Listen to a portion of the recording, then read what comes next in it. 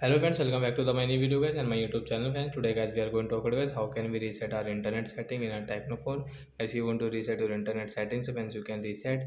And guys now let's see how to reset internet setting in our Tecno phone. In this video guys I will show you guys. So first of all guys open your phone setting to reset your internet setting guys.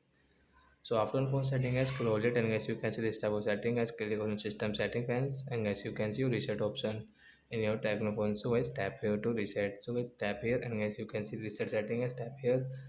Then guys you can see guys this confirm your pattern, use your device pattern to continue. So you have pattern lock and guys you have pin and guys you have password.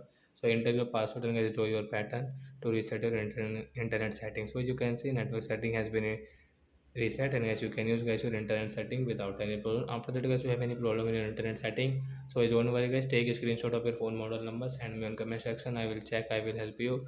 Bye bye friends, thanks for watching the video guys.